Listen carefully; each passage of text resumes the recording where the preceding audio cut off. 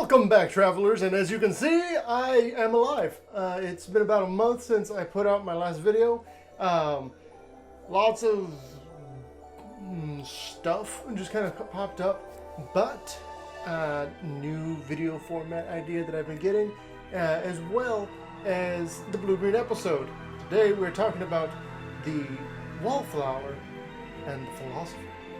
So, before we get into all the fun stuff that it actually has to do with the Simic color combination, I would like to thank Noxious Toxland, the thing I just showed you. That guy was kind enough to ask me to do the Simic color combinations. Fun fact about the Simic color combinations: they kind of don't get the respect they deserve. So the first thing we need to do is look at the color wheel to determine what is the common enemy of blue and green. What I mean by that being, of course, red-black. Now, the problem with red-black in blue-green's eyes is the fact that it is a waste. Red-black is like all about action and just going for it and just living the biggest, most explosive life that you can possibly have, where if you're not experiencing something, it's not worth living. Blue-green sees the live fast, die young mentality of red-black and says, no, that's not for me. I would rather not. They're the ones most likely to abstain from dangerous activities, unless, of course, they can see an obvious gain. So, looking at the red-black personalities being very outward, extroverted, let's do that. Blue-green is a very introverted color. It's possibly one of the more quiet colors, which is something that doesn't get shown up very often, unless of course you're talking about monks or shamans or wizards that are just kind of sequestered. That's very blue-green. The shared trait is worldliness, as opposed to the self-destructive nature of red and black. Blue-green is more focused on growth, of not just creatures and plants and nature, but also inward growth and outward growth and helping others. And as a result, you can pretty much just say that their goal overall is understanding. They don't want to control anything. They don't want to destroy anything. They don't even want to shove their beliefs down your throat. They just want understanding. They want to be at peace with everything going on around them, know what's happening. Not because of some scheme. It's simply for the fact that they can know. So, if both of these colors have very reflective personalities, then what is their conflict really? Blue is seen as nurture, while green is nature. That's the current conflict. Artificial blue, natural green, and how they just with each other. But I believe that there is something deeper to be addressed. The way I would describe it is within and without. Not necessarily nature, nurture, but the same concept. So if you're going by the Philosopher color combination, then we're talking about green-blue. And in their case, it is within. Everything you need to know is within you, and you just need to unlock it.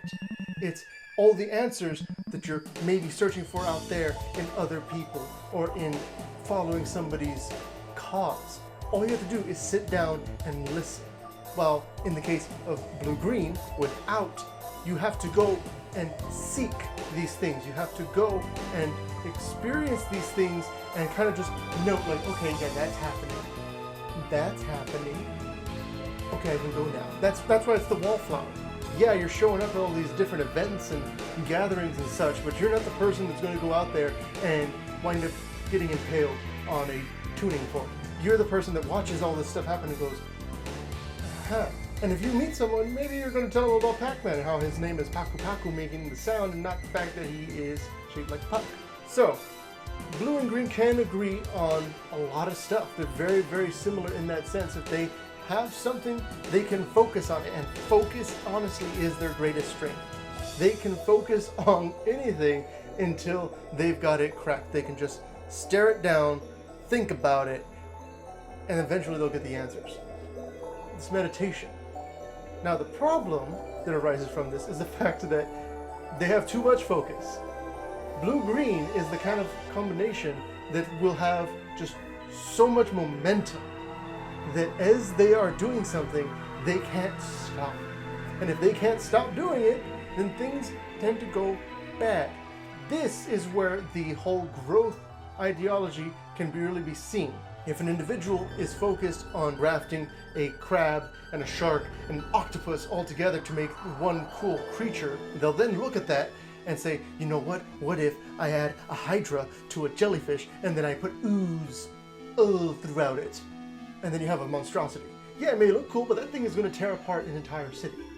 So that focus allows them to achieve anything. But that same focus allows them to literally achieve anything. Problem being, they never stop to think whether they should, just whether or not they could. You know, Jurassic Park and all that stuff. So, the hero I have chosen to use as my green-blue representative is Uncle Iroh from Avatar: The Last Airbender. He is one of my favorite characters, and he is just like, he loves tea. I love tea. Tea is great, but he knows how to make a good cup of tea. And he can tell how much turmoil is in a person's soul just by the way they make their tea.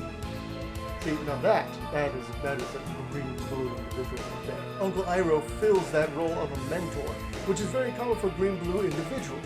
For instance, Obi-Wan Kenobi would be another good example of, well, his old form would be a good example of a green blue mentor archetype. And as you expect, they tend to put themselves into harm's way or care for particularly rambunctious and dangerous children or heroes that just don't know their full potential yet. But Green Blue can see it, because Green Blue has lived. As far as the villain is concerned, I was actually reading about Dr. Frankenstein, and he's a great example of a blue-green villain. Reason being that he has a complete disregard for everything else going on around him because he has the focus on improving life after death. He believes that he can bring somebody back, and he causes all these other terrible things to happen simply due to the fact of his own arrogance, which is another way of looking at blue-green. It can be very arrogant in the way that it has a very strong conviction to do something and refuses to look at the outside of its peripherals and notice that, wait, I am way past the beaten path and I am currently hurtling into a canyon about to be devoured by alligators. Kind of like how that sentence got away from me. I believe blue-green has a lot of untapped potential, ironically enough, in the combination itself, due to the fact that it has been pigeonholed and kind of just put into a particular category. You may notice this with a lot of things that actually have the color green in them, as far as the color combinations go, is that they tend to get stereotyped. There's a lot more variety to the colors than it would seem, but as far as green is concerned, it's always just nature, and there's not really much room for it to grow.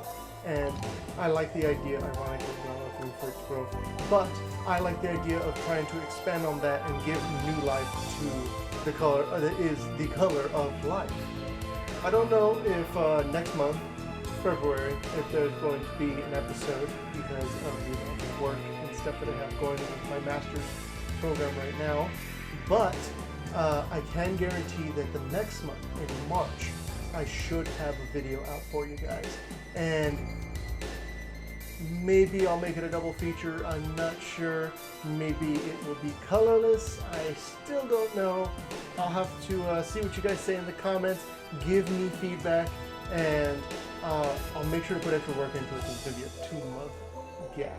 Please leave a like if you haven't already, subscribe if you haven't already, since it'll be 2 months and I don't want to just be lost in the waves.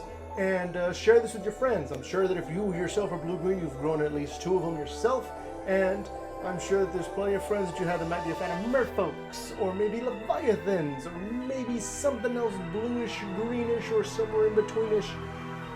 And on a side note, if you guys would like to help me out a bit, please look at some of my older videos.